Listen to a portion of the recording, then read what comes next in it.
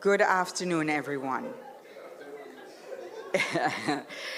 Good afternoon and welcome to GraceKennedy's corporate headquarters and the Jamaican book launch of Firstborn, the life of Louis Fred Kennedy as told by his son, Fred William Kennedy.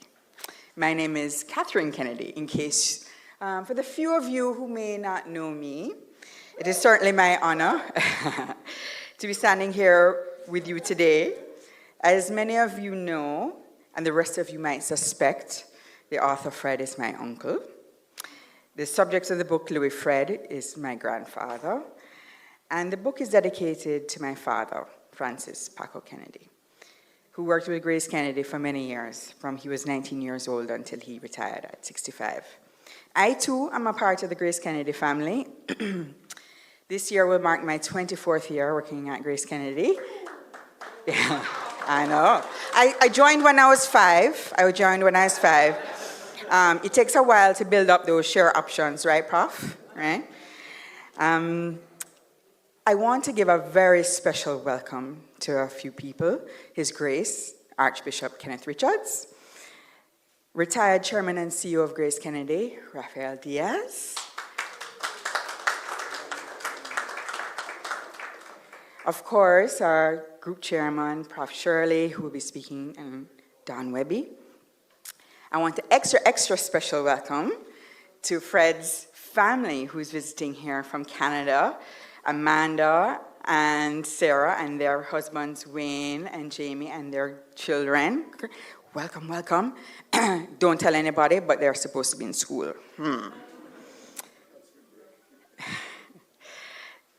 Oops. I hope that's not my phone. There are a few special souls that I know are smiling down on us today. Daddy, Celia, and Auntie Liz. We also lost 2 very close friends of the family and of Grace Kennedy in the last year. Uncle Jimmy Solomon, and most recently, Uncle Peter. Auntie Joan, our love is with you. We miss them very much. For those of us who have received advance copies of Uncle Fred's book, or those who have downloaded it on Kindle, Uncle Fred have a special request to put it on the Apple bookstore as well. By the time you reach halfway through chapter 1, you will know that this book is a riveting look at not only the life of Louis Fred Kennedy, our family history, and the evolution of Grace Kennedy, but also gives deep insight into the economic, political, and social development of Jamaica over the course of the 20th century. For those of you who love history, this book is really exciting. But what also struck me personally was how deep and long the history is between the Kennedy and Johnston families. For those of you who don't know, my mom is a Johnston. And that I'm also genetically predisposed to being a rebel and giving trouble. Prof, Don, I promise I will only give good trouble going forward. All right? But before we get to our speakers, we do have a short trailer of the book, Firstborn. Please enjoy.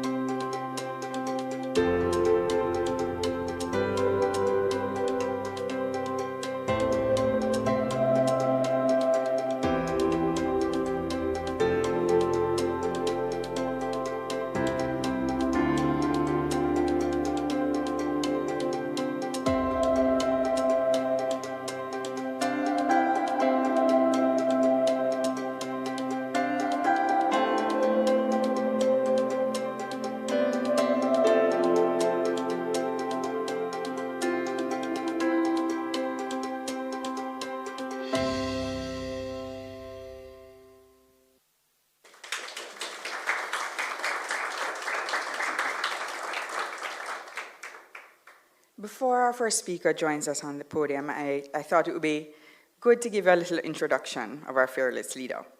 On July 1st, Don Wehby became Group CEO of GraceKennedy Limited and was appointed. Prior to his appointment, Mr. Wehby held the position of Group Chief Operating Officer from October 2009. After a 2-year stint as Government Senator and Minister without portfolio in the Ministry of Finance and Public Service, Don first joined GraceKennedy in 1995 as Group Finance Manager, and he relays, even this week, his first boss was his father-in-law, Peter Solomon. Well, I don't know if that was such a smart move, Don. It certainly was risky to mix family and business, but it worked out. He was appointed to the board in 1997 and became Group CFO in 1998. He did another risky move in 1999 when he hired me against, I don't know if he remembers this, against Uncle Raf's advice. He's also director and chair of many GraceKennedy boards, but I think his favorite board to chair is that of Grace and Staff Community Development Foundation. Don has continued to give back to Jamaica and the region in his various appointments over the years in the capacity of director or chair on a multitude of public sector and non-governmental organizational boards.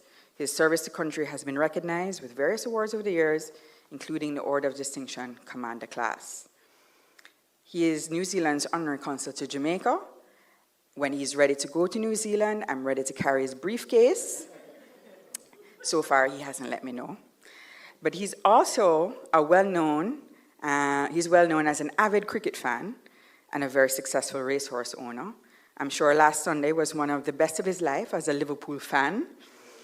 Given their 7-0 rout of Manchester United, I see a few other smiling faces and some others who might be a little depressed.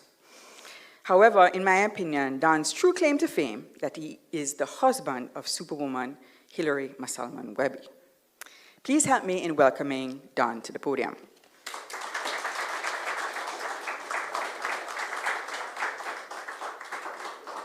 Thank you. Thank you very much, Ms. Kennedy, for that warm introduction. And I like my claim to fame. I'll agree with you. Cathrine, actually, good afternoon, everyone. My apologies. Good afternoon. As I look in the audience, I feel like we're a family. It's a good afternoon, and all protocols observed. I think Cathrine is being humble when she said that she is an executive of GraceKennedy. Cathrine is actually the president and CEO of the Hilo Food Stores, our supermarket chain. And it's not a secret anymore, Cathrine. Hilo had its best year ever in the history of the company under her leadership. So I think Paco will be smiling. Is Marjorie here? She's on her way. Okay, so ladies and gentlemen, good afternoon, and welcome to my home, GraceKennedy. Welcome.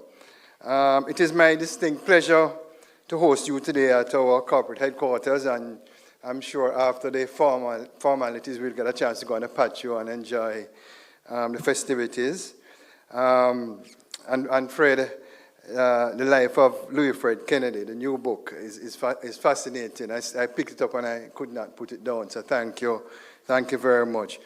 Dr. Fred Kennedy, as you know, is an educator and is the chair of our GraceKennedy Foundation. And Fred, I want to thank you for agreeing to chair our foundation. And again, you're doing a fantastic job. The heart is there and the passion is there. So thank you very, very much. The truth is, I first met Fred when he was appointed the principal of the greatest school in the world. It's on North Street. It's called St. George's College. I would love to hear the judges agree with me, please. And at that time, I was serving on the board of directors. And let me say, Fred was an exceptional principal of St. George's College. And what I found amazing as a board member and as a past student, Fred never raised his voice. He understood the importance of teamwork. Together, everybody achieves more. And he treated the teachers and the students with respect, with the utmost respect. And I think that is why you are so successful. You know, Fred, I was just saying to Deacon Thwaites that I have a passion for education. My mother was a teacher for 40 years in the classroom at Immaculate St. Andrew Tech, and she ended up at Campion. And every time I get the opportunity, I say it. And I say it sometimes with a lot of passion, that education in Jamaica should be a right, not a privilege. And Fred, I want to thank you for giving back to education in Jamaica by being principal of the greatest school in the world. So when I met Fred, hi Marjorie. I know the traffic sometimes is terrible. When I met Fred, I was hoping that you'd be here when I'm going to say what I'm going to say. When I met Fred, I knew his brother, my dear friend, Paco Kennedy, very, very well.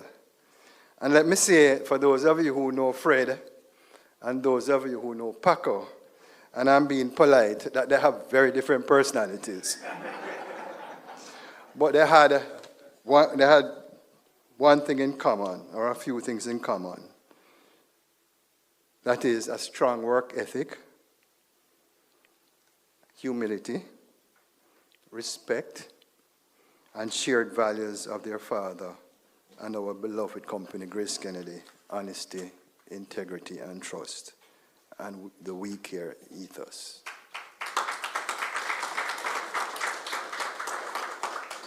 These values are a common theme throughout Firstborn, which spans over a century of the political and economic history of Jamaica and chronicles the growth of GraceKennedy from its humble beginnings in 1922. Next door, as you will see, there I'm always proud to show the evolution of GraceKennedy, our famous 64 Harbour Street, which, when you look at the GraceKennedy evolution, and I'll speak about that, it signifies more than just buildings. But I'd like to say to the Kennedy family and others here this afternoon that we are in a fairly advanced stage, and Carlton Alexander's son is here, Teddy, of renovating 64 Harbour Street to a GK museum. And Cathrine is on the committee there, where we're going to be displaying the history of GraceKennedy, memorabilia and artifacts and the products. So if the Kennedy family or the Solomon or the Alexander would like to contribute anything, let me know. In terms of the artifacts, so we can have the history put in place. So in 1997, 1922, and think of it this way, that all of GraceKennedy were in one building, 64 Harbour Street. And in 1997, we moved across the street to 73 Harbour Street. And in 2019, we opened our new corporate headquarters, which you are here today at 42 to 56 Harbour Street. And as I said earlier, and it's something I think about a lot, this building represents so much more than a physical structure. It represents the vision of generations of GK leaders. Louis Kennedy, the Honorable Carlton Alexander, my dear friend who is here with us today, Mr. Prof Diaz, who is batting strong in his 90s, the Honorable Douglas O'Rain. And the vision was that of becoming a global consumer group.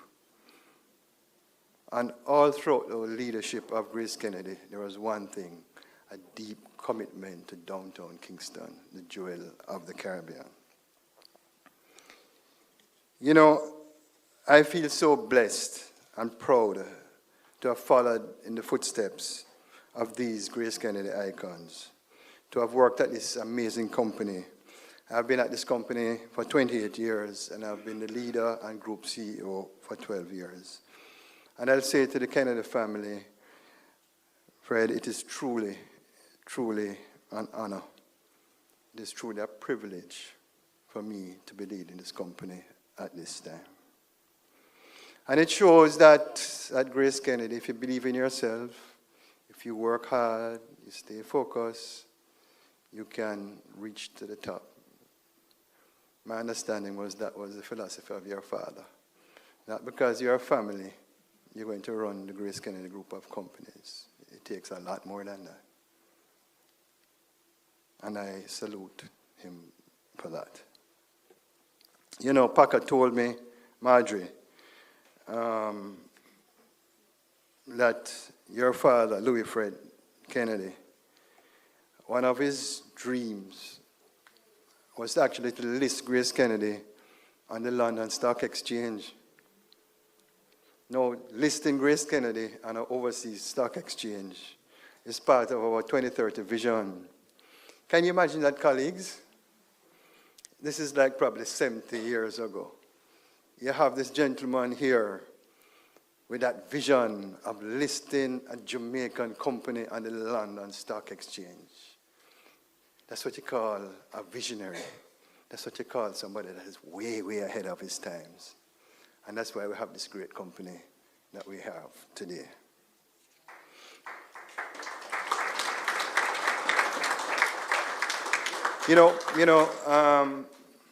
One of my favorite people in this world is Marcus Garvey. I read about Marcus Garvey a lot. And when he wrote, "A people without knowledge of their past history, origin, and culture is like a tree without roots." And I remember that quote when I saw Firstborn, because it documents our roots. So Firstborn gives this kind of critical insight into our GK story. In the book, Fred details the business legacy of his father, Louis Fred, and his contribution to national development. The Kennedy family history is set against the backdrop of GraceKennedy's growth and Jamaica's transition from pre to post-independence in the 20th century. His story, and indeed our GraceKennedy story, is one which is bound by faith, one that is bound by faith, one that is bound by hope, and one that is bound by resilience. One of which is intertwined with the story of Jamaica and so many Jamaicans across the world. I think it was Cathrine, I think it was Peter Solomon, and probably Jimmy and Paco. When I joined in 1995, they marched me into the boardroom and they proudly showed me the balance sheet of GraceKennedy, the first balance sheet of GraceKennedy. You know, colleagues, and Teddy knows the story, the audited accounts, the first audited accounts of GraceKennedy was produced 1 month after year-end. So we talk about timely and accurate reporting in those days. That was unbelievable. But what they pointed out to me was a little bit more than the audited accounts and the date that the auditors signed. They pointed out to me that in those days, GraceKennedy would actually capitalize a dray and a mule. Our revenue was £15,000, and we were boasting impressive profits of £800. Today, after 100 years in business, GraceKennedy is a publicly listed company with over 50 companies within our group, with operations not only spanning in Jamaica, but also many other Caribbean islands, much of North and Central America, United Kingdom, and several European countries. We have 16,000 shareholders. And Fred and colleagues, Amanda, listen to this one. We have 16,000 shareholders based in 31 countries around the world. Give me a clap now, man. including United Arab Emirates, Australia, the Netherlands, Japan, and Switzerland. I was going to say Jamaica, they're everywhere, Jamaicans, but I have a feeling that we have some non-Jamaicans being shareholders of GraceKennedy. And today, that £15,000 is over US 800 million. And by 2030, our revenue is projected to be 2.1 billion. We're a humble company, so sometimes when I speak about these numbers, I don't want to come across as bossy, but the truth is that I'm so proud of this great Jamaican company.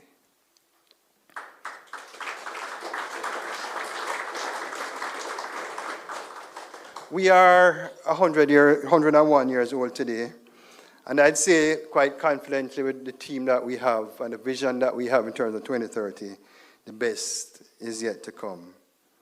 The best is yet to come because of the foundation laid by Wilfred Kennedy. It is now in our DNA of GraceKennedy of honesty, integrity, and trust. It is in our DNA. Our word is our bond, and we care.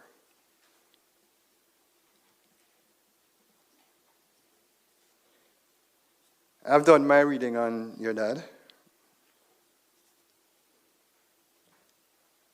and he was a nationalist. He loved Jamaica with a passion. And while our country, we're having our challenges, I'm sure, colleagues, that Wilfred is looking at us and smiling. We have our challenges, but as I say all the time, Jamaica is the greatest country in the world, and that we are blessed. And I'm sure that he's smiling about that.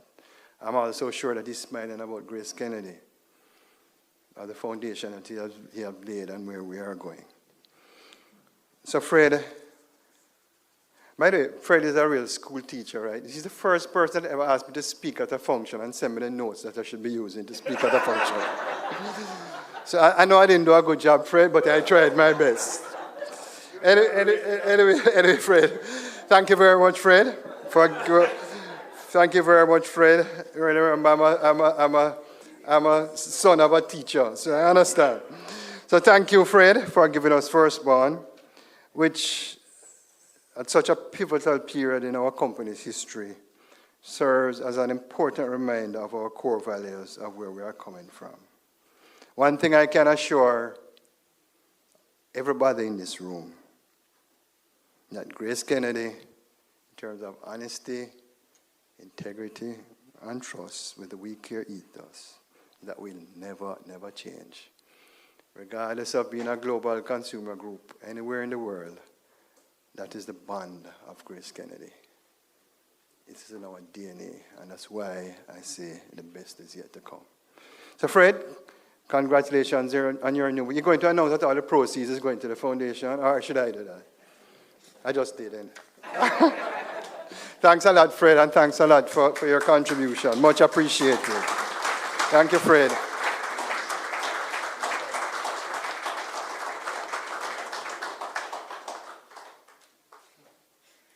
What Don failed to say is that we got strict timelines.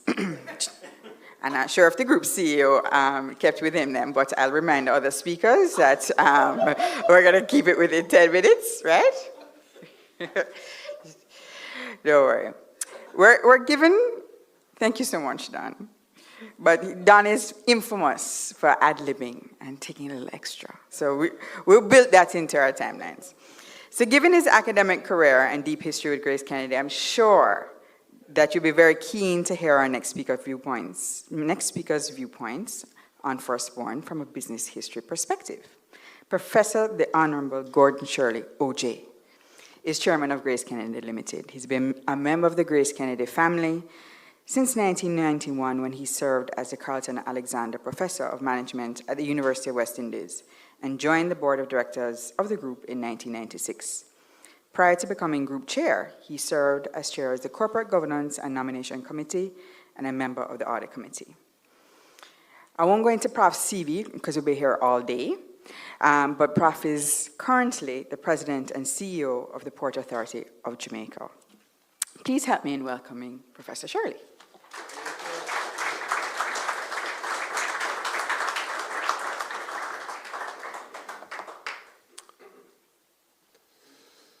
Frank, I don't say Andrew. I heard Don saying the accounts are due 1 month after. And I think he's going to want a few more zeros beyond the 8,000 that was made. Cathrine, thank you also for pointing out that there are strict guidelines here, and I'm going to try as best as I can to live within them. And for that reason, Cathrine, I'm going to try to stick with my notes and not ad-lib. When Fred Kennedy requested that I participate in today's event, he asked me to focus on my remarks on the business history of GraceKennedy and the role played by Louis Fred Kennedy in the evolution as presented in the book. And I didn't get my notes, Fred, so I'm going to check my email when I go home. On reflection, I decided to discuss the history in 3 parts. We begin with the pre-Louis Fred Kennedy period to address the question, how did GraceKennedy and company get started? The answer is to be traced back to its formation in 1917 of a company, Grace Limited, by Michael Sheffield Grace, the nephew of the New York magnate William Russell Grace.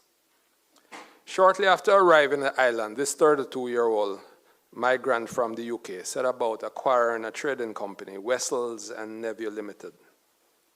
He was successful.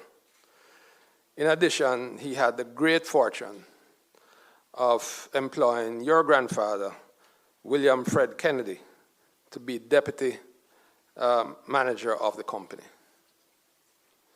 W.R. Grace, I think most people might know, was a large global conglomerate with over 200 commercial centers throughout the Americas, the Caribbean, Europe, India, China, Japan, and West Africa. The range of businesses, banking, shipping, merchandising, manufacturing, and mining. And Michael Sheffield Grace was able to leverage the W.R. Grace's vast network of suppliers and resources. And so Grace grew rapidly.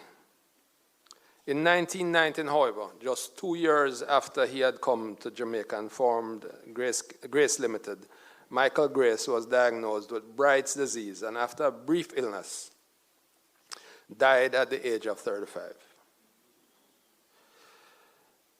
William Fred Kennedy did a remarkable job keeping the company together, and it progressed very well, and it was noted by W.R. Grace and Company. However, Michael's brother, Dr. John Grace, living in London, expressed an interest in filling the position of the managing director and came to Jamaica in 1920 to do so. When W.R. Grace decided to pull out of merchandising, John Grace and Fred Kennedy saw the potential for retaining and expanding the business in Jamaica and negotiated an offer of purchase. On Valentine's Day, February 14, 2022, the new firm that Don spoke of, GraceKennedy and Company, was incorporated. At 47 years old, your grandfather, Fred William Kennedy, a Jamaican, born in Falmouth, joined the merchant class as a part owner of an enterprise that would bring prosperity to his fellow citizens for over a century. Dr. John Grace was named the first governing director, and Fred William Kennedy was appointed manager of the company. And he, in turn, leaned on the support of his friend James S. Moss Solomon, who joined GraceKennedy with accounting and managerial experience. GK was profitable, as Don has just told you from the start, and out of that, they paid a rich dividend on, I believe it's of 8% to shareholders.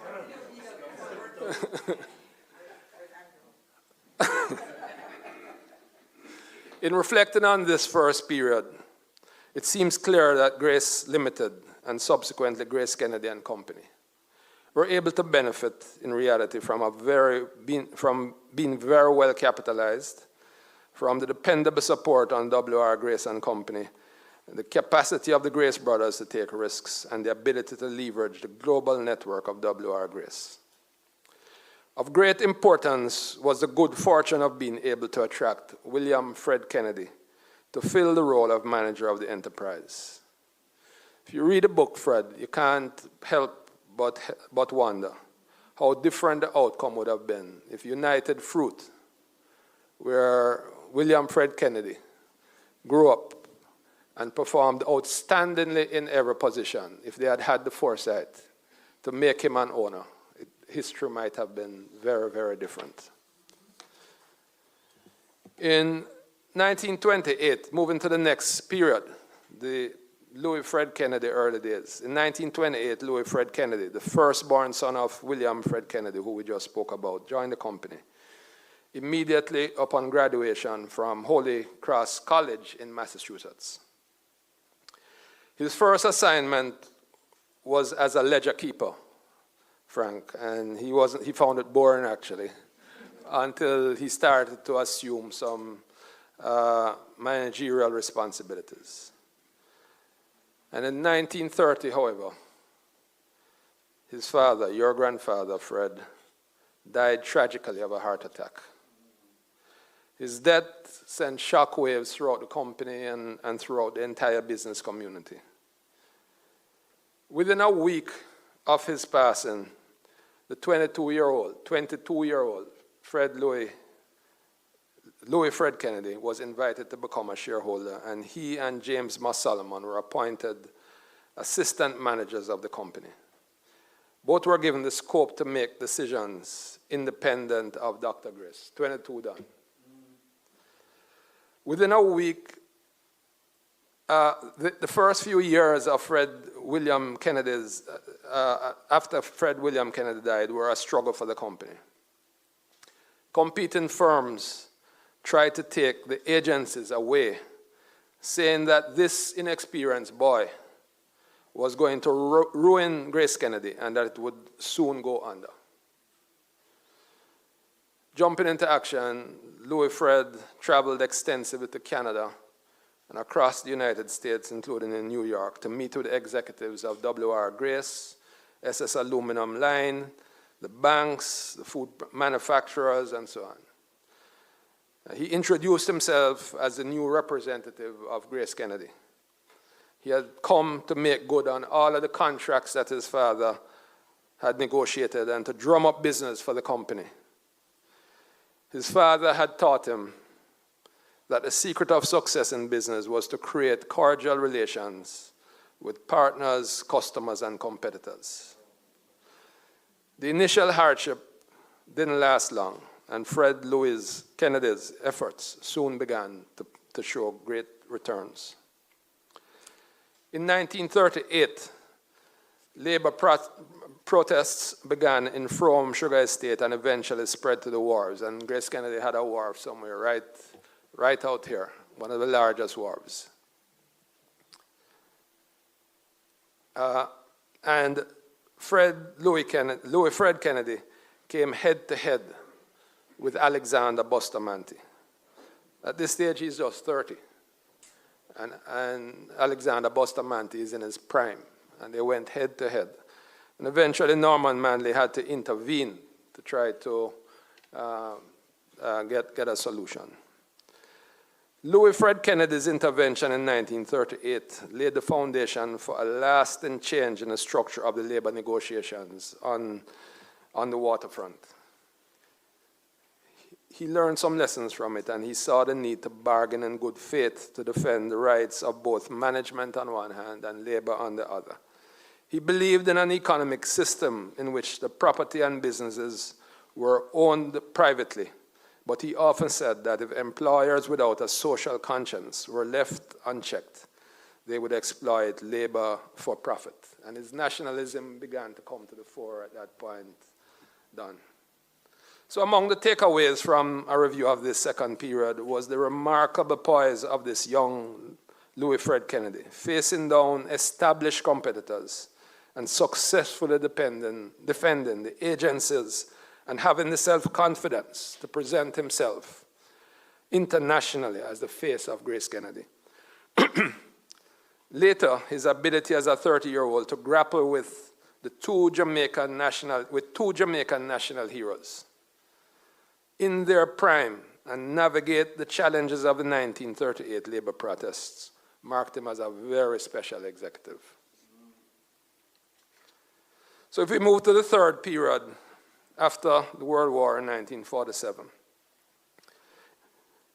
In 1947, Dr. John Grace decided to divest his stock holdings, which had appreciated considerably.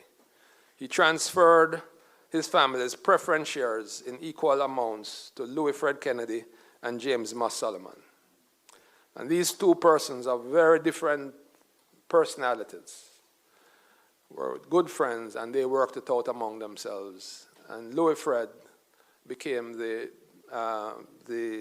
governing director, and James Moss Solomon became the manager of the company. Louis Fred was now free to be his own boss and to shape the future of GraceKennedy in his own visionary style of leadership. One of the first measures he put in place was a medical scheme, free of cost to all employees of GraceKennedy. This was a very progressive, innovative business practice, even for US companies that were just starting to offer employee sponsorships, employee-sponsored, health insurance in the years following World War II. In the post-war years, he was an outspoken critic of the actions of the governor, who he characterized as corrupt. But reaching beyond the indictment of the government malpractice, he publicly shared, he wasn't just a critic, he went public and shared a vision for economic prosperity of Jamaica, and became an advocate of a unified voice for the merchants. In 1953, Louis Fred Kennedy joined the legislative branch of the government done in the upper house, appointed by Governor Sir Hugh Foote. Sounds very familiar. The 50s saw the phenomenal growth of GraceKennedy and Company. In 1 year only, 1951 to 52, profits grew from £27,000 to £76,000, a threefold increase. Believing that employees' share ownership was paramount to productivity, Louis Fred capitalized part of the general reserves for issuance of bonus shares. In February 1952, Louis Fred decided to form a Canadian subsidiary of the company, and followed this very shortly by others in Rotterdam and London. So this notion then of carrying grace to the world, this young man had that aspiration like yourself. With the emergence of the middle class in the 1960s and their increased purchasing power, entrepreneurs began investing in supermarkets, which afforded retailers the opportunity to buy and sell in larger volumes, while offering customers the benefits of convenience, more choice, lower prices, and the luxury of self-service shopping. Under Louis Fred's leadership, GraceKennedy responded by launching Grace-branded products. That's where it all started, Frank, because prior to that, they were essentially undifferentiated products. Launching Grace-branded products and flooding the retail markets of both the Chinese retail shops and the new supermarkets that got them flying off the shelf. If I had a bit more time, we'd talk about what he and Carlton Alexander did with the Chinese. It was a special story in of itself. Louis Fred was aggressive in acquiring the ownership of rival companies, including Leonard de Cordova, George and Brandy, and Sheffield and Company. He implemented a form of governance which placed an emphasis on promoting young managers and putting them on the boards of subsidiaries and eventually on the main board. He fostered a more consultative approach to governance, one which relied on input from the managers in approving new strategies, expenditures, and initiatives. Louis Fred Kennedy instituted succession planning and mentorship as an integral part of the management culture. In reading the manuscript prepared by Fred Kennedy, it's not difficult to see the antecedents of the policies that continue to propel Grace Kennedy and Company towards a second century of success. Integrity and trust. My word is my bond. The focus on product innovation and marketing. That should have been honesty, integrity, and trust, I'm sorry. On the corporate social responsibility and corporate governance practices. The aspiration to bring the taste of Caribbean food to customers across the globe. The slogan, "We Care," embodying the care for its staff and customers. All of these are modern manifestations of the themes that are evident in the early practices of Grace Kennedy. Concluding, Madam Chair, before I'm booted from the mic, this book genuinely makes compelling reading.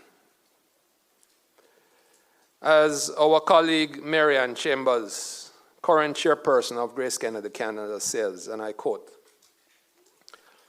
"Firstborn is meticulously researched and masterfully written. As though guiding the reader on a multimedia museum tour, Fred Kennedy brings to life some of Jamaica's rich history in his account of the lives and legacies of generations of his family. I wish I had access to historical accounts as vivid and engaging when I was a student," end quote. Ladies and gentlemen, if you haven't yet read it, this book is a must read. I strongly encourage you to get your copy this afternoon. And if you are all good, I'll encourage Fred to maybe sign that collector's item all for you. Fred, congratulations. This is an enormous work of love and a gift to all Jamaicans and people interested in understanding the factors underlying the growth of Caribbean business institutions. Thank you very much, sir.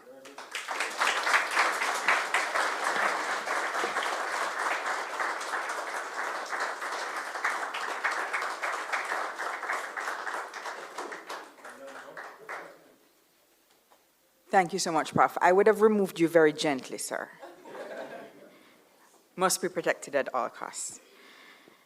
Our family's Roman Catholic faith and Louis Fred's Jesuit education played an enormous role in forming the company's ethos and influencing Louis Fred's leadership style, social and political interventions.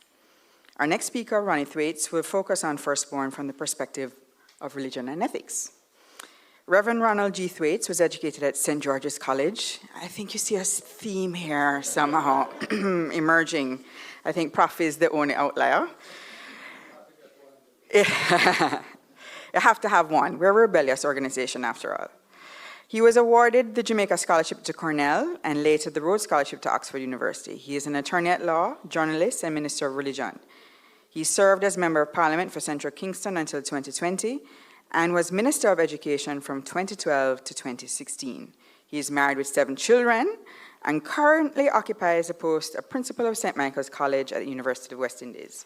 He's also a part of the extended Grace Kennedy family, as his son-in-law, Stephen, whose claim to fame is being married to Mary, is Chief Operating Officer of the Grace Kennedy Financial Services Division. Please join me in welcoming Reverend Thwaites.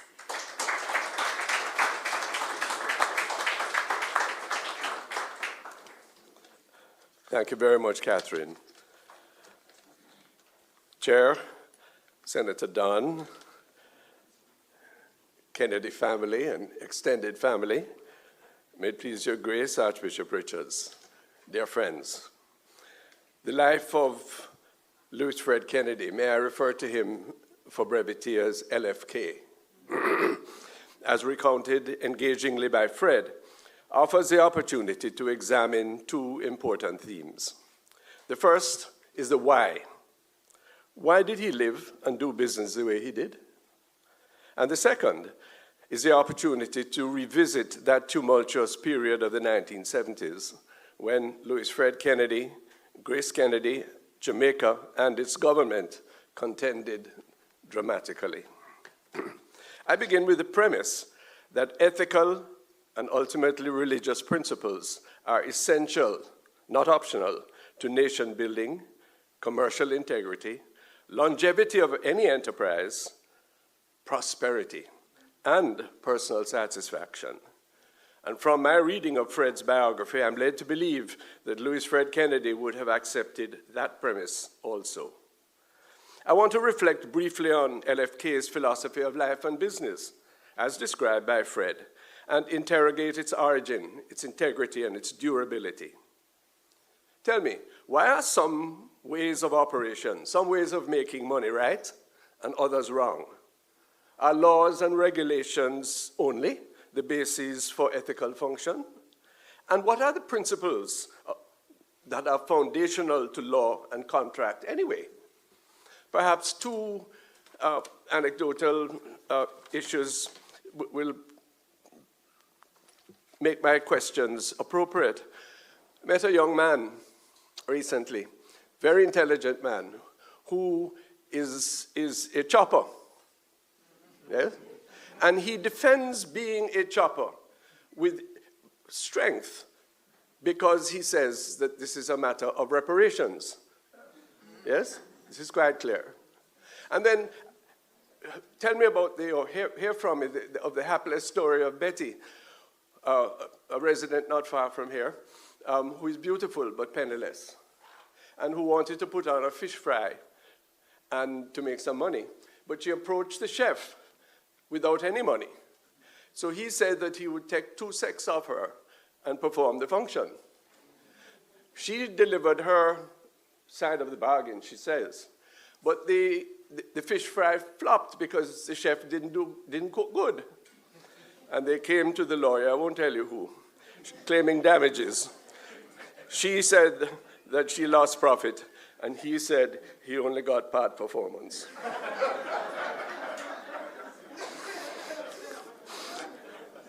For LFK, the Christian principle of the common good was clearly foundational. The cura personalis, the care for each individual, more than the golden rule. The golden rule is altruistic, you know, but it's ultimately self-serving. Mr. Kennedy believed in the core of his being that the ultimate purpose of all human endeavor is to be of service to God and to humanity.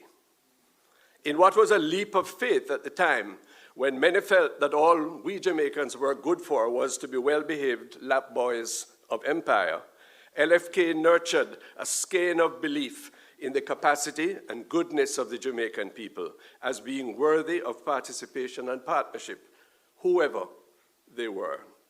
Note his openness, unusual in a family company, to a measure of employee share ownership. He led the way he led the way in worker participation, a process of which the fire has so unfortunately cooled. He led the way in providing benefits for port workers. These were novel, indeed revolutionary aspects of business culture at the time. And there is more, for while contract and law are necessary scaffolding in business, Fred chronicles his father's reliance on loyalty and trust, and particularly with the Moss Solomon family. And that made the difference when times were hard. It always will. Like Grace Bully Beef was short some time ago, trust is a short commodity in Jamaica today. It is only trustworthy conduct, not precepts and not law, that builds trust. And so I ask this audience, how lively and serviceable are these virtues? Bespoke still to Grace Kennedy and company, but who else? Are they too idealistic for the cut and thrust of life in an increasingly authoritarian, hyper-individualistic, local and global context? I'm minded to consider even the budget debate that's going on this afternoon. The budget for me, I hope for you, is a sacred instrument, because what it does is to allocate the resources of everybody and to determine who eats, who thrives, who lives, and who dies. That requires a high level of trust if it is to be done ethically. In short, is Louis Fred Kennedy no more than an admirable and an engaging period piece of our history, or does his life and his business ethic represent something objectively good? Many of us doubt whether there is anything objectively good. He thought otherwise. Objectively good and still serviceable, even crucial if we want a flourishing Jamaican society. And how, we must ask, would he arrive at that novel allision between corporate assertiveness and nationalism, of which others have spoke? Was he following some text or manual? I doubt that. Deep social concern, identification with the fitful stirrings of Jamaicans living in the slipstream of the world wars was part of LFK's DNA. I used to see him with his mother and other family members at Mass every day. He had attended St. George's College, one of the cradles of the national movement, where exposure to social action along with the classics and the physical sciences molded humane principles far divorced from narrow self-interest and raw greed. Georgians, and I believe Wilmerians too, were and are trained to be men for others. He would have rubbed shoulders with Gladstone Wilson, the polymath, the genius before his time. He would have known of the spirit of the likes of Percival Gibson, Ronald Small, and Abraham Issa. He would not have been unaware of the holy ferment, here my adjective, holy ferment, created by Father John Peter Sullivan's sodality movement, excuse me, which peopled by the likes of G. Arthur Brown, Paul Thompson, Paddy Bailey, Tom Gerben, Samuel Carter, and Maurice Ferrez birthed the celebrated cooperative and credit union movement, arguably, along with the stock market, the most revolutionary and inclusive financial institutions created in Jamaica in the last century. Thank you. Fred's account supports the view that LFK supported opportunity, fairness, and inclusivity. They all were one of a new kind, part of a national movement. Unusual for his time, a relatively rich man with a social conscience who was confident enough in the castle of his skin and in his convictions that he would take on the colonial governor, Sir John Huggins, as well as the uber-populist Michael Manley. Check page 209 and 10 of Firstborn. Governor Huggins, because of his Bacramasa revanchism, would have stifled the prospect of a nascent Jamaican middle class. And Manley, of much greater importance and tragedy, because Manley's styling of the nation's problems in the language of class conflict and statism was morally repugnant to someone like LFK, and practically, he believed correctly, ineffective. Ironic, because from the way he operated at Grace, LFK most likely agreed that the social reforms of the 1970s, the reforms of workers' rights, human rights, women's rights, check the Jamaica Democratic Party's manifesto of 1942, recounted on page 192 of the text that you're going to buy.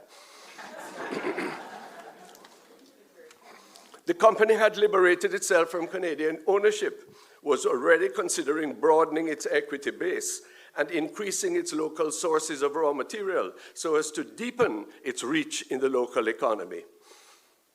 The tensions and the fractures of the period, which some of us are still bent on perpetrating, reveals an enduring capacity to string out ourselves, one against the other, and also to be beguiled by outsiders for their own purposes, not our own national self-interest. The second point is this.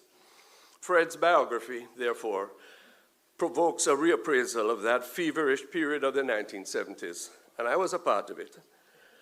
What if the two men, Kennedy and Manley, each representative of so much that is good in Jamaica, had been able to hold a reasoning sitting on the stoop of 64 Harbour Street?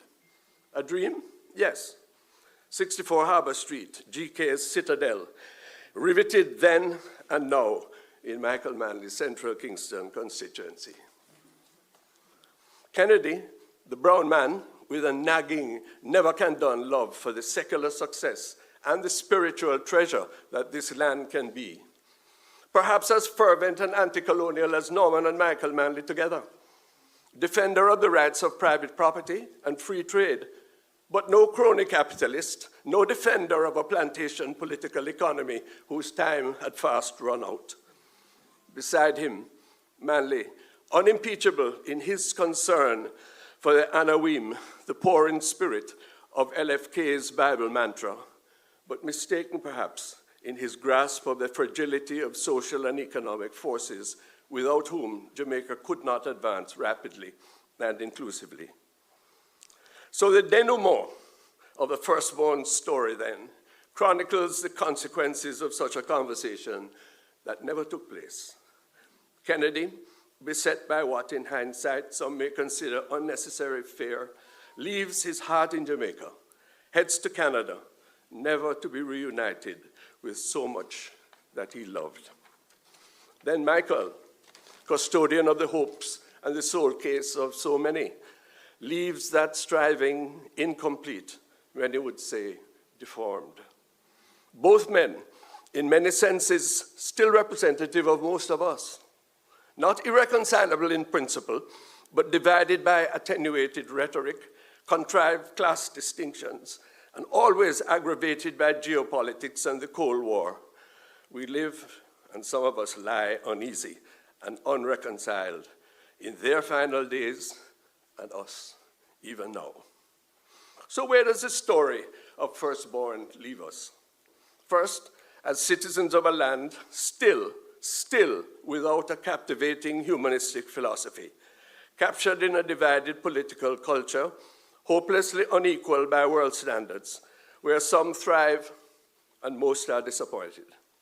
Better than many other countries, God knows, but still way short of the potential which the likes of LFK embodied. But then there is GraceKennedy, the company, or better, the community, still trying to incarnate the ethic and the praxis of its founders. Capitalistic to its core, but with a social commitment that goes way beyond the show-off, the tokenistic, the Christmas treat, and the photo-op type of philanthropy. The company which operates on virtuous principles, which prove that LFK's spirit is still lively and hopefully potentially infectious, contagious for Jamaica as a whole. And to Fred, the storyteller, who in telling us about his father, in whom he is well pleased, and in whom his father is well pleased, can't you hear the clapping from heaven? Not writing hagiography, but real stand-up to scrutiny, PhD quality history, provides a prism through which the tale of his father's life can excite thought about how the past can help us to celebrate those worthy foundations while avoiding the often self-imposed ambushes. And for that, and for so much more, of wit, poesy, warmth, and wisdom, we thank him.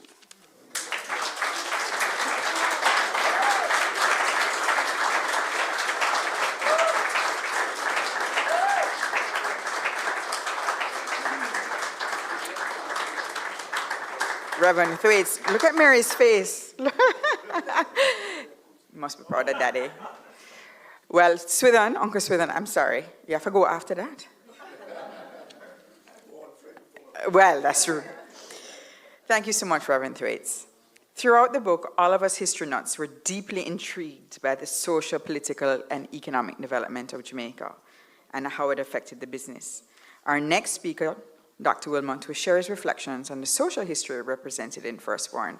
And as you can hear from everyone who has come forward already, that social thread, that thread is just so strong in the ethos of this company and, of course, in our family's history.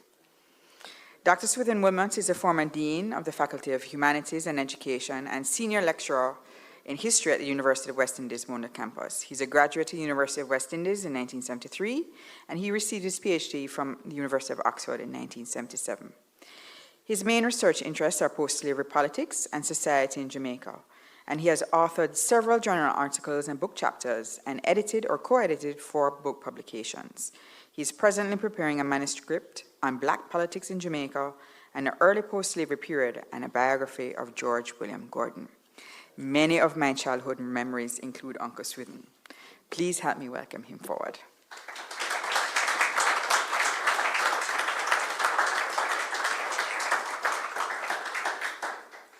Good afternoon, all protocols observed. I sat there and listened to my former first form teacher, Deacon Thwaites, when he was in sixth form.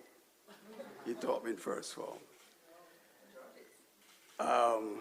Professor Shirley was my boss in another place. I'm really happy to be able to say a few words about the book. Let me declare up front first that Fred and myself met at St. George's College.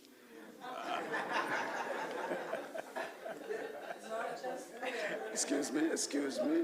You have to start the story, Georgie. But at St. George's College, Fred is mentioned in the book. He doesn't call the name, but in the book it's mentioned that Louis Fred Kennedy, between his own children or his nephews and nieces, that there were 7 of that generation who entered some form of religious life, either as people studying for the priesthood or studying. 4 became nuns, and the 3 men who entered didn't stay. Another one, when Fred entered the Jesuits, I entered too. My halo was never as bright as his, and I suspect the school was less surprised about him going than I going. But anyway, I want to confess to, beside that friendship, I want to confess a real privilege. One of the most special in my life was to come to know Louis Fred Kennedy fairly well. In what Fred calls his years as a philosopher, 1970 onwards. So my remarks will locate Firstborn in a wider historical context, and then some very brief remarks. I'm not sure if I have anything more to say on Louis LFK, with whom I interacted between 1967 and 1977. In terms of historical context, and it is wonderful to remind, as a retired historian, retired from UA, and to hear people tell why people know the history. It's so warm to sit and listen to others outside the profession really underscoring the importance of the profession and the importance of self-knowledge. If there's one thing LFK had, was self-confidence and self-belief, and that must be tied with your own perception of yourself, your importance, and your being. In terms of the overall background to the book, throughout its core, you realize overarching complexities of class and race in Jamaica, often interchangeable, but endemic and persistent. Let's go to the start. His grandfather, William Kennedy, born in 1839 in Trelawney, quite likely on a sugar estate, the son of an overseer, a planter. In keeping with the almost absence in several of our documents and accounts of women, despite the exhaustive search, I know, by Fred and Georgie, who was a genealogist, no sort of information who his mother was. No idea. Hard to know, but not uncommon at the time. Born in 1839, during the first year of full freedom, one of the most significant happenings in this country's history. We don't talk about it enough. Where after 2 centuries of being property, Tom, Dick, and Harry, and Jane, and Jill became persons in law. Not necessarily in people's perceptions and how they dealt with them, but in law. Those who were owned now belong to themselves for the first time. William Kennedy was born just on the cusp of that, 1839. A brown man, colored man, free-colored, mixed clearly. He grew up in Falmouth, which at the time, it's hard to believe it these days, but before the time of Professor Shirley's sport there, in the former heydays of sugar, you could believe it, but Falmouth fell away. But Falmouth at the time of his birth was the second most important, was second only to Kingston in terms of tonnage, the importance of a seaport town around the island coast. The sugar estates in the interior, running from Long Pond to Hamden and further back, emptied. That's where the produce went. And the ships bringing them, coming for sugar, brought goods, supplies, etc. Very important. So it's not surprising that William Kennedy becomes first, I think, a clerk and then a storekeeper and a merchant. He marries into a well-established other colored family in Falmouth, the Everalls, father printer. In fact, that skill was much in demand in Falmouth in those days, that boasted 2 bi-weekly newspapers. If you look at the population census 1861, when he was 12, he was one of the 534 males in Falmouth who were colored. They only had at that time, there was nearly more than twice the amount of whites and almost the same amount of blacks. So we're talking about a town where free coloreds carried weight and influence. Not necessarily political authority or power or economic power, but certainly in terms of the town, artisan skills, and certainly, especially in terms of ideas and newspapers. They were very much part of the Methodist Church, crucial to William Kennedy's development and growth. And importantly, the link with Methodism, his success as a shopkeeper, merchant, with stores, branch stores in Jacksontown, in Stewarttown, and Brownstown, reflecting a complete important shift in terms of Jamaica's commerce. Prior to that period, Jamaica's commerce revolved around the estates. The estates produced, what was produced taken to the port, shipped off, and what was brought in was to make sure the estates kept producing, which included feeding your enslaved labor. And thus the important contact in those days of the North American connection, where we got the flour and the rice and the saltfish. Enslaved people in Jamaica starved during the American War of Independence from shortages. So William Kennedy obviously saw the opportunity, as many other colored men did, and in those days, the Jews. They became the new retailers spread around the island in important old traditional towns and also in new market towns, towns like Linstead, Brownstown.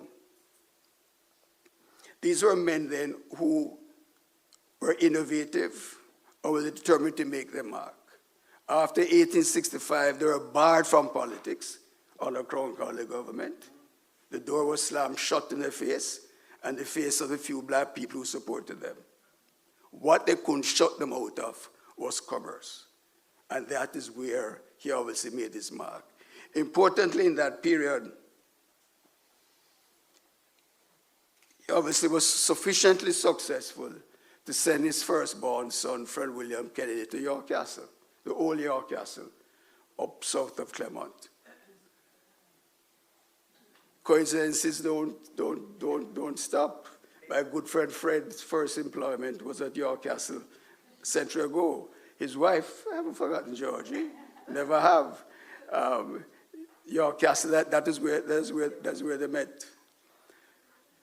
In Brownstone, which is where Fred W. Kennedy, first job was after he had to leave school to help to mind his family.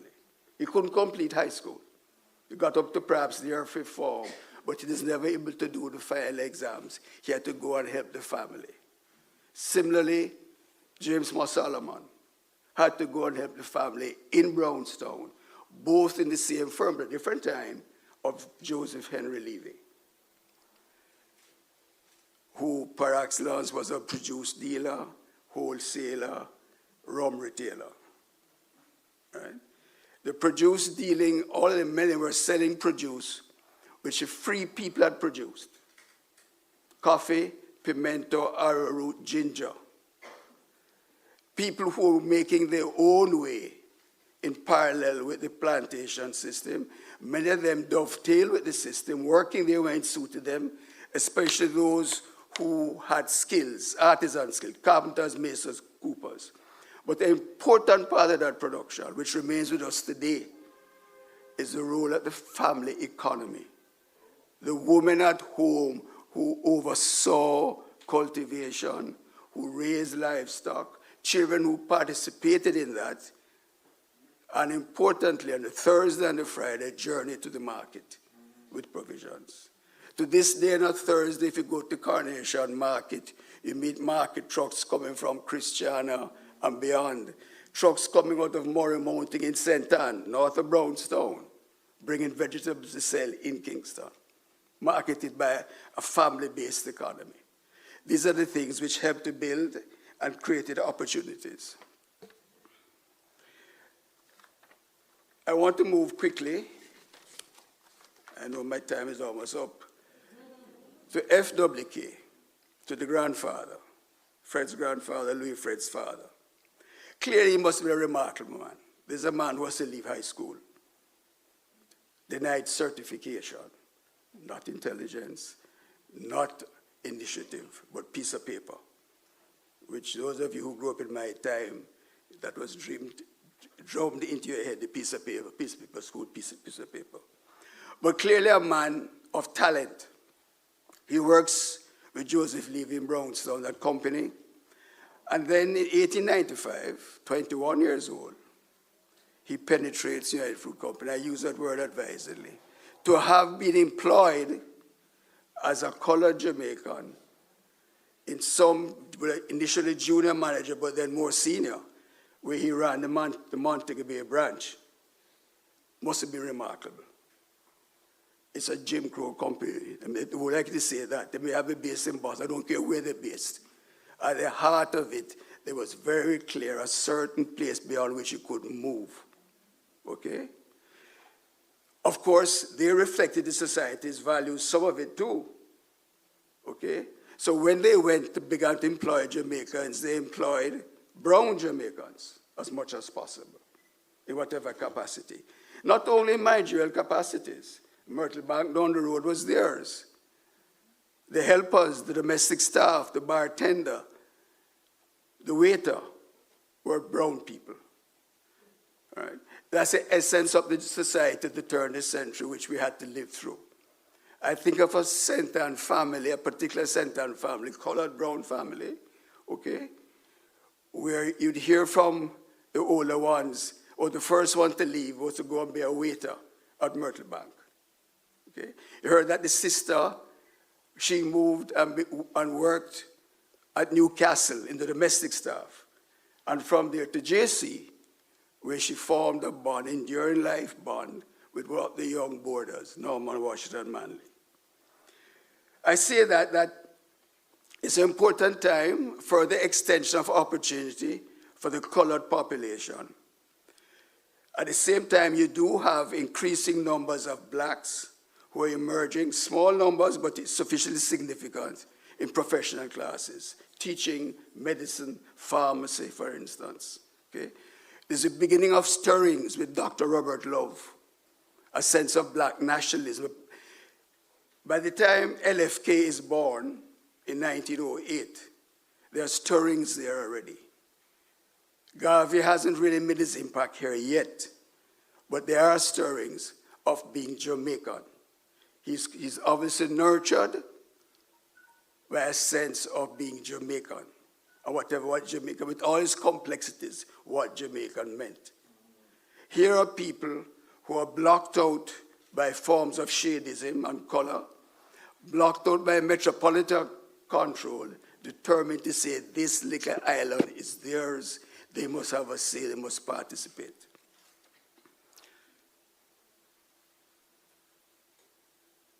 Fred Kennedy's grandfather, LFK's father, as I mentioned, emerges at Montego Bay, head of the United Fruit Company's business there, one of the most important parts of the company island. But he comes to find out, as Professor Shirley made, that obviously there was a ceiling. We think glass ceilings were created for women. They existed a long time for men who weren't of the particular shade required. All right? He found out and was determined that he was not going to be stultified any further with the United Fruit Company. Obviously remarkable to have got where he got, but he damn well knew and he would have appreciated that the cowboys coming around and hopping around didn't have a half sense of his brain and experience and enterprise. But they were being pushed beyond him. All right? Thus the move and the story Professor Shirley has pointed out to you. I don't want to go into that much, except to say that LFK now emerges after his father's tragic and sudden death in 1930, emerges as new man on the block. He's obviously intent on building a company, and building a firm, and making a mark for himself. This man obviously is not, he finished high school and got college education, exposure abroad. He brought back with him a larger view, determined to make a life for himself and to make a mark. But coinciding with his rise in GraceKennedy, 1930s is a time of growing hardship in Jamaica, excessive hardship. Internationally, the crash in the States, Jamaicans are returning from abroad. You know, we don't say it much, but one such Jamaican who was a returnee during that period was Alexander Bustamante, who was constantly in and out, in and out, in and out. I don't think he ever got to Spain where he claimed he got, but certainly Panama, Cuba, and New York, all right, at various times. But he returned apparently a man of some means. I mean, if you're a money lender, you can have money to lend. Hopefully, you're not a scammer. But others who returned were workers, whether in Cuba, in the sugar, people in North America, in Panama, wherever. The downturn drove them back home, but they came home with ideas and exposure. You had others like Marcus Garvey, who had returned earlier, before them. His organization, his black consciousness, elevating black consciousness, were all local black conscious risers, the Rastafarians, who in 1930-31 dared to suggest that God could be black, that God wasn't white in a black society which worshipped whiteness. There's a growing consciousness, a growing pressure of unemployment. Plantations are in crisis. Panama disease begins to take its toll on banana cultivation. Let me tell you, United Fruit Company is one thing, and the plantations, but never underrate the extent to which the small banana farmer with 3 or 4 acres sent his children to high school and built a life for himself. We can look on the plantations, so that's the history. I mean, you have Fruit Company and the plantations, but bear in mind that there are small banana farmers too, who are also in crisis. So 1938 shouldn't be a surprise. They already pointed out, Professor Shirley, thankfully, and Ronnie, how that gave Louis Fred Kennedy, the opportunity, his response, a desire to find some sort of resolution to industrial dispute. The belief in the importance of capital, at the same time, the sensitivity to appreciate that many others around you weren't as blessed as you were in terms of a relatively comfortable life and upbringing. He said his father taught him the importance of customers. Clearly, he went further and incorporated workers. That your ultimate productivity revolved around your workforce and your ability to stimulate, to encourage, and to incorporate them in your activities. And thus it talked about pensions and health schemes and so on. His time in the 50s, his nationalism perhaps is even most pronounced. Ronald already mentioned his public clash with the governor, right? Which essentially what he said, look, your approach to imperial policy is saying we should sell to you cheap and we have to buy from you expensive. Open the market. Let us find what we can. Let us sell. Let us do the best for ourselves. His public clash, his agitation in the Chamber of Commerce, his brief period in the Legislative Council, where he was appointed by the governor in the council. Further down in the 50s, a warm supporter of federation, enthusiastic supporter. He saw the opportunity for trade movement capital in the region. Certainly, in the first Normal government, he served as chairman of the rice board. Okay, but he himself quipped later that if you ever study the country, rice is not going to grow here properly and well because Jamaicans don't like to get their foot wet. All right?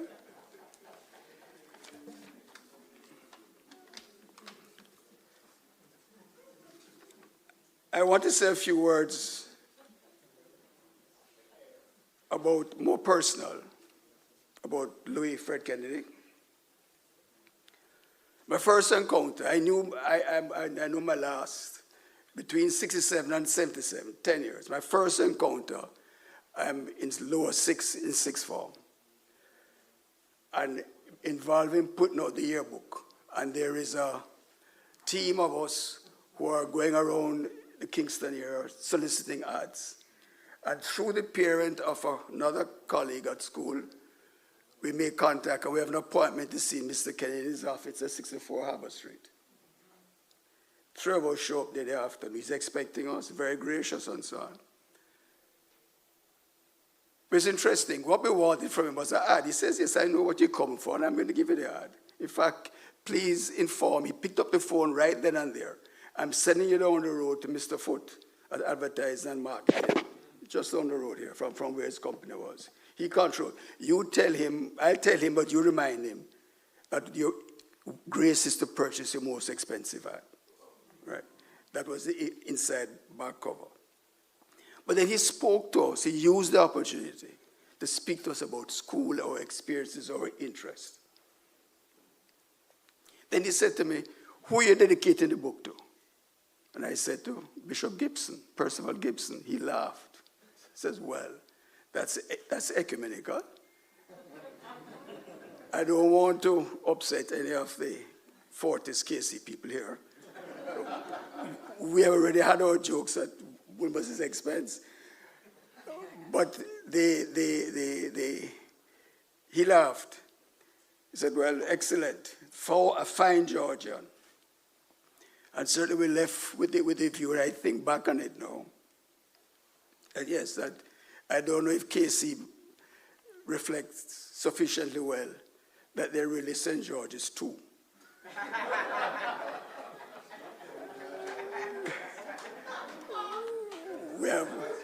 We have passed on. They have the glory. The foundations were taken across the street to North Street. Certainly, between 70 and 76, when I was a student at Mona, 70 to 73, and then when I went away each summer, I came home.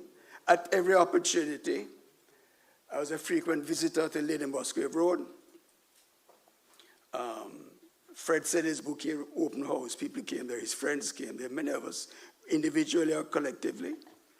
I remember a particular experience in '74 when about 4 of us, along with Fred, gathered there in the living room with Mr. Kennedy to watch Nixon's resignation speech as president, which gave him the opening to discuss with us forms of government and a relative advantage of the Westminster model and the American thing and so on.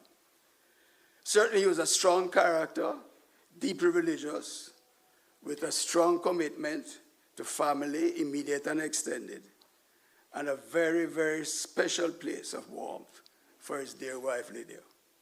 It was very clear in interacting with him at Lady Musgrave Road. He was very passionate about Jamaica, very clear that most did not enjoy the privileges and wanted his privileges and wanted more for them. But of course, within the confines of the free enterprise system, and thus the, what I referred to, the tensions of the 1970s. I saw him too occasionally at Discovery Bay, at Puerto Plata. Isn't there, in fact, we met for the last time in December 1977. By then I had submitted my PhD. I had returned to T-Shirt Monroe for a second year. Young family, Shirley, myself, Daniel, and then Fred had come for the winter with Georgie, with their young daughter as well. And we journeyed to meet, for the families to meet. And to my lovely surprise, LFK was also there with his wife. I didn't know they were going to be there at all. And I've always treasured that day, because it was the last time we spent time together. At Discovery Bay, that's where he relaxed. He was at home to see me interact with the local fisherman, Mr. Sullivan, with whom he shared cigars, and spirited beverage. He enjoyed the silky waters of Discovery Bay. In fact, that night is a story. I can't remember who told it, whether it was his wife or himself. I suspect it may have been his wife. I found out a little more open and talk about these matters. That in the early days there at Discovery Bay, skinny dipping was not unusual until one night they went in at the wrong time and the jellyfish made sure they never repeated.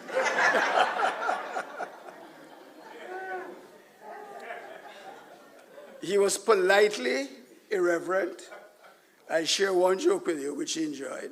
I don't think he was the source of the joke. He was reporting the story. It's about a book written by another Georgian, and different here to Fred's book. That book was about sex education, co-authored, led by an unnamed author for the time being, unnamed authors, meant for schools. But it was so unsuitable that the nuns rejected its use. And Archbishop Magalani, who in some ways the LFK remind me a little of, quipped that these people had the distinction of being the first authors of a book on sex which couldn't sell.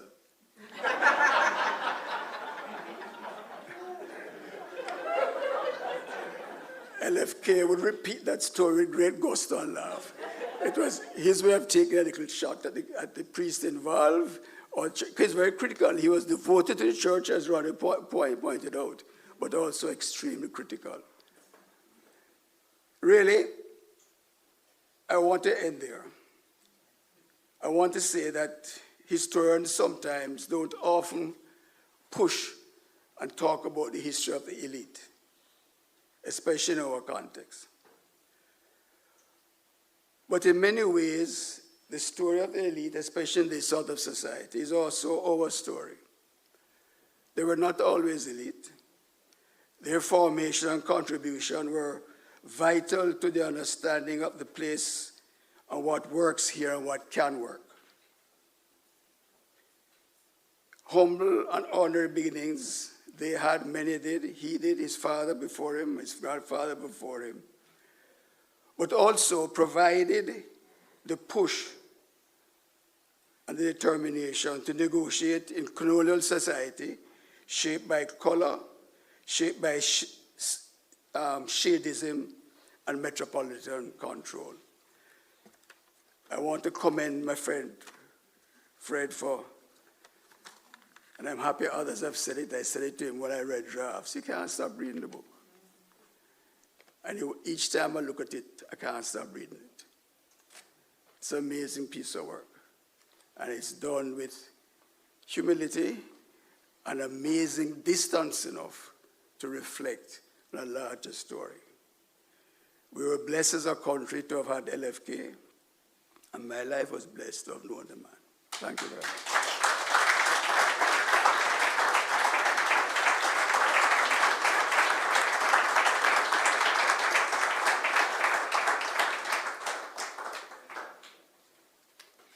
Thank you so much, Uncle Swithin. So I think you're hearing why I said I'm genetically predisposed to be a rebel, right, and a troublemaker, right? Don may not think Uncle Fred and Daddy were, Don may think that Uncle Fred and Daddy were very different, but Uncle Fred was a rebel in his own way back in the day. We do have photographic evidence of a very large afro in the time that Uncle Swithin is talking about. And Mommy remembers very distinctly Uncle Fred's Jesus sandals, Jesus boots. And of course, lest we not forget the decision not to join the priesthood. The author, my Uncle Fred William Kennedy, was born in Kingston, Jamaica. He attended St. George's College and did his undergraduate work at University of West Indies. He pursued graduate studies in Canada at the University of Toronto. After 30 years as an educator and principal, he turned to writing historical fiction. He's the author of Daddy Sharp and Wadeo. Firstborn is his first published work of nonfiction. Appointed director in 2014, he serves as chair of the GraceKennedy Foundation, and he and his wife, Georgianne, share their time between his native Jamaica and adopted Canada, where their 3 daughters and families reside. And we're so happy to have two-thirds here, two-thirds. Charles and I, my brother and I, are close in age to Uncle Fred's girls and spent all of our summers together growing up, which was just a wonderful gift. Without further ado, please help me welcome Uncle Fred to the podium.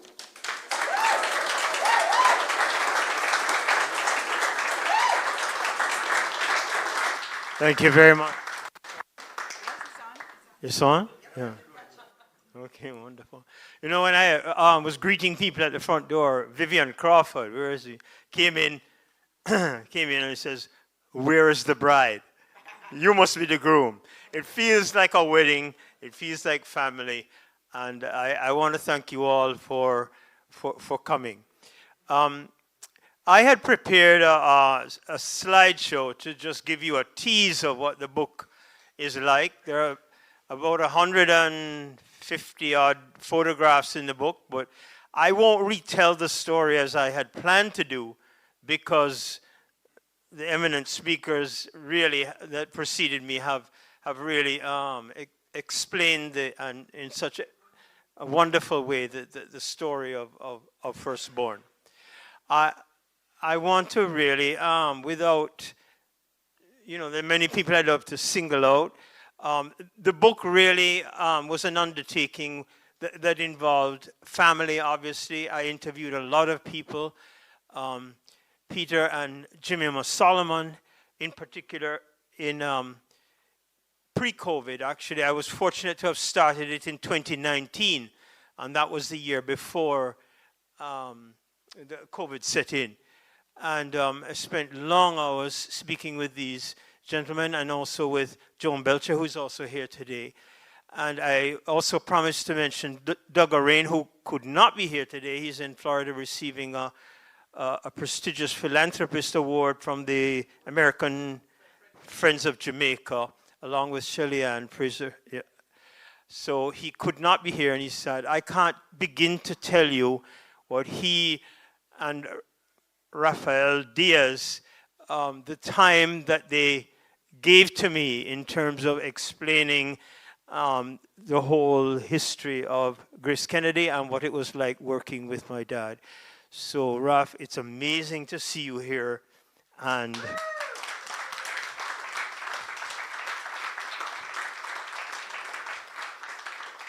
Raf was a close friend of both my mom and dad. So thank you very much. And you know, I didn't work for GraceKennedy as such. I tried a few summers as a salesman, but it wasn't really my calling. So I needed a lot of help in understanding the whole history of the business world. And I also appreciate the time that Gordon, Shirley, and Don Wehby also gave me in terms of understanding where the company has moved since 1982. So I'm just going to go through, and of course my family, and Georgianne, my wife, is an expert editor, and thank you to her. And my daughter Sarah is the artist who designed the interior of the book and also the front cover of the book. So thank you very much. I'm not going to retell the story, but I'll just show you some photographs that appear. Swithin talked about William Kennedy. I don't know how to point this thing here, but these are the estates here where we believe he was born from these estates here, slave estates at Bideford and Hopewell estates, just on the border of Trelawney and St. Anne. We believe his mother was likely of African ancestry, and his father, we're told, there was an Alexander Kennedy who was an overseer at one of those estates, we believe may have been his father. So that was he married the Eberls, and they had 7 children. And this was his 3rd child, Fred Kennedy. I won't go through the whole story again of my grandfather, but he was a remarkable man. That is a quote from his obituary that appeared in the Gleaner, saying that he rose quickly and was held in high esteem throughout the land. He was remarkable, and he had a reputation not only nationally, but also with all the principals and people with whom he did, and W.R. Grace, and people who he did business with abroad. This is my dad at age, I think, 4 or something. He was a bit of a rebel, even from when he was young. He hated school. His elementary school reports were terrible. And he always his father always criticized him. He grew up in a very Victorian-style home. You can imagine what it would have been like in the 1920s. And his father sometimes beat him because he'd come home and he'd find Louis Fred running naked around the yard. But he grew up, funnily enough, with a very anti-colonial sentiment. And is Professor Patrick Bryan here? Oh yeah, so there you are. He would know some of what Governor Richards was like, and I couldn't really publish in the book what my dad said about him. I'll say it orally, but he said, "I hate that man like I do poison." I couldn't put it in the book, but if you read the book, you'll know, and Patrick Bryan knows what I'm talking about, what Governor Richards, how he opposed adult suffrage, and how he had this horrible, demeaning way of talking about Jamaicans.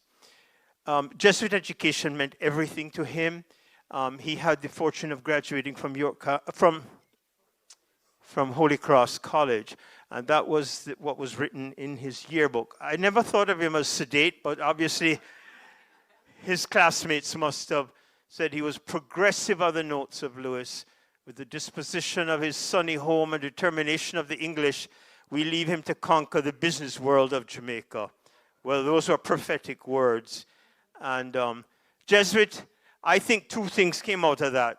The intellectualism, the high standards of education that the Jesuits provided, and also the ethics of social justice, I believe, were the 2 things that influenced him as a Jesuit education. This is one of my favorite photographs. And in this photograph appears Catherine's 2 great-grandfathers. On the left is my grandfather, Fred William Kennedy, and on the right is Charles Edward Johnston. They knew each other from the very early part of the 20th century in Port Antonio.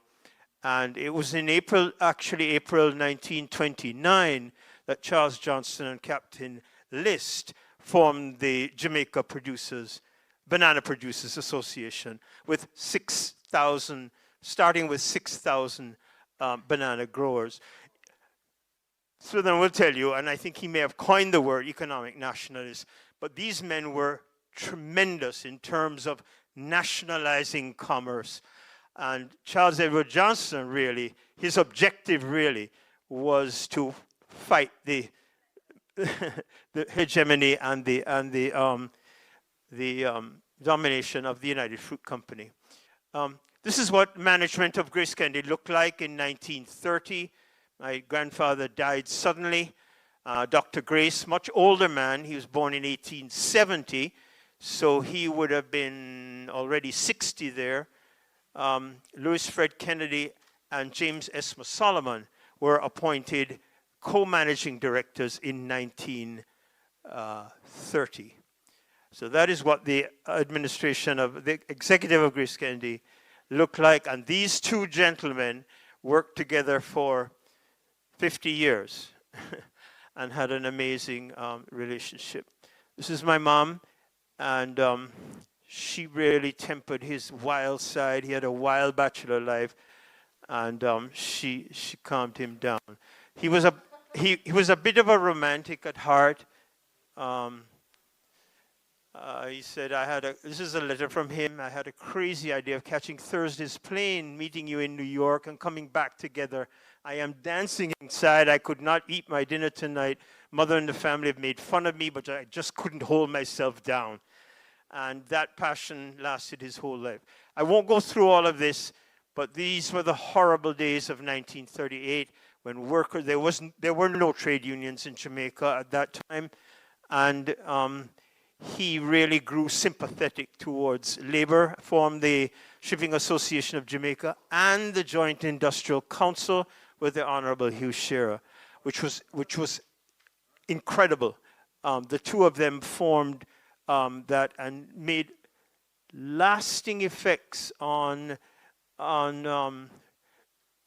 labor negotiations in Jamaica. It led to the Port of Kingston Accord of the 1960s, where every worker in the ports were unionized and covered with social benefits. I'm not going to go through this, but these are some of his achievements I think really as a progressive nationalist in many, many ways, and a lot of that has been covered by the speakers. This is what the Kennedy family looked like in 1950s. These are his two brothers. Jose was an attorney at law and on the board, and Francis, his youngest brother, was also on the board, and his brother-in-law, Simon Suter, was also a director. There were 24 grandchildren, and there were 6 families. And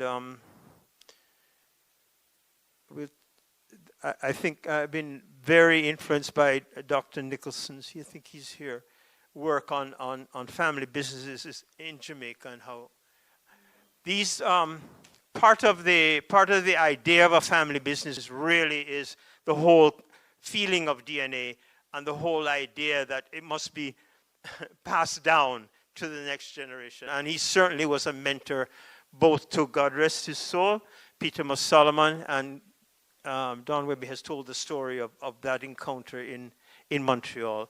And of course, my brother Paco. Both of these, Peter joined the company in 1958, and Paco joined in 1959, and they worked very, very closely together for most of their business career. I think the love of the maritime, and that's why we were devoting the proceeds of the sales tonight to a tertiary scholarship at the Maritime University, Caribbean Maritime University.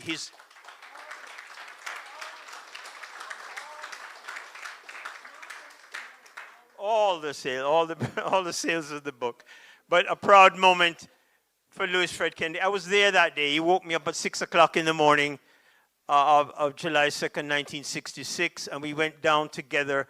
The first Newport West he had just opened Newport West on July 2nd, 1966, and this was the mooring of the SSS Santa Rosa. Kingston Walls did amazingly. I mean, in 1945 when he started it, By 1947, they were carrying about 150,000 tons. By 1966, it had grown to something like 600 or 700,000 tonnage, annual tonnage. It was highly successful, and that was his love. I believe 1972, which was the 50th anniversary of GraceKennedy, this was sort of the height of his career. GraceKennedy boasted revenues of $85 million, and in 1972, the dollar was, believe it or not, on par or probably worth more than the US dollar. And this was an excerpt from his speech. The company was founded by two men, meaning his father and Dr. Grace, who had complete confidence in and mutual respect for each other. It was founded on the premise of full cooperation, people involved who were to establish a tradition of complete integrity. And those words were from 1972. Carlton Alexander, he needs a book all of his own. And it's so hard to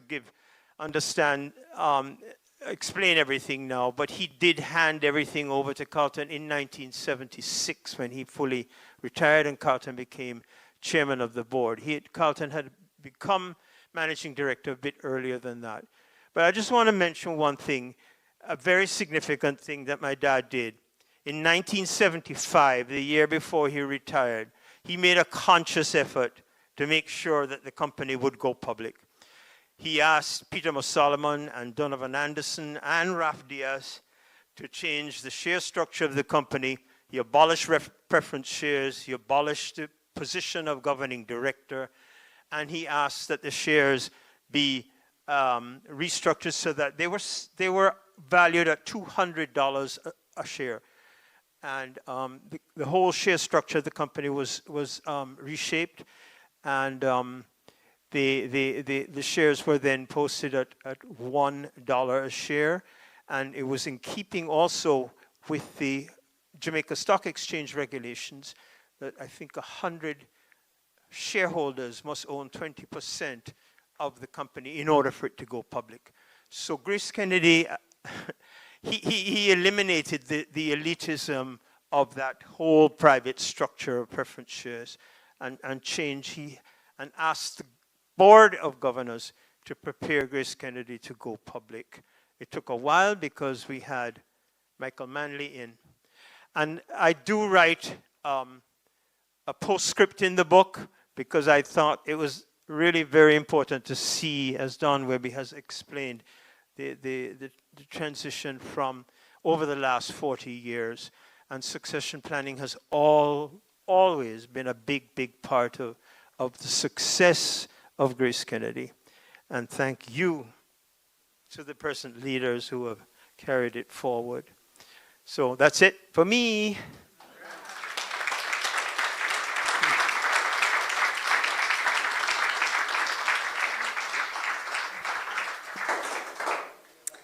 Yes, well, we're wrapping up now.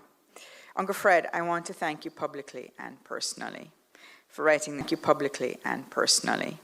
Such an amazing way, our family history.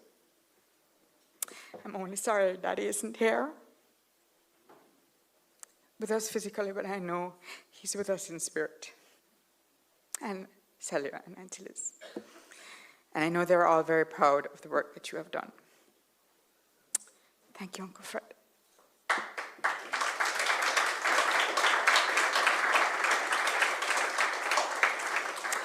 Okay, we're way over time. Way. But that's what happens when the history and they come, it's such a compelling story. And yes, I can, try and objectively say it is an extremely compelling story. I was gripped from the beginning of the book. I've only gotten 3/4 of the way because I'm spending a lot of time on those footnotes, which are amazing. We want to have a short Q&A session. We do have some microphones here for anybody who would like to answer a question or ask a question. So I invite you all to just raise your hands, and we'll take questions for about 10 minutes. All right. Wow. I think that means our speakers were very thorough. And everybody wants to have a drink. How about that? Yeah, I think so too. So, before we all go and rush to buy copies of the book and have a glass of wine, there are a few people I must thank, as this evening would not have been possible without them. Harbor Wines and Spirits for the delectable wines that we will enjoy. Grace Foods for the beverages that they provided. First Global Bank for providing us with the card machine. Thanks, Mrs. B. Carol Campbell, Sean Cummings, and the facilities team for their help with the location and logistics.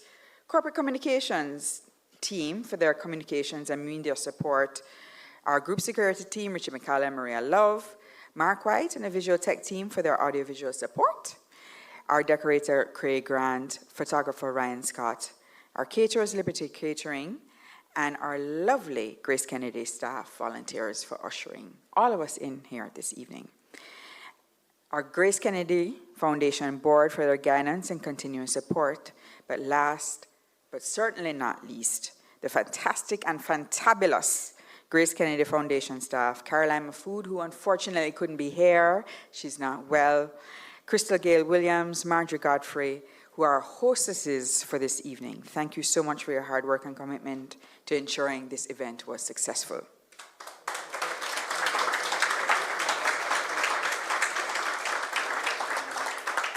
Uncle Fred will be, the books are available for purchase. $5,000 for a hard copy, $4,000 for a soft copy. Uncle Fred will be available to sign your copies. All proceeds, as Uncle Fred said, go to the GraceKennedy Foundation to establish the annual student scholarship at Caribbean Maritime University in the name of Louis Fred Kennedy. Congratulations again, Uncle Fred. And thank you all so much for coming. Take care.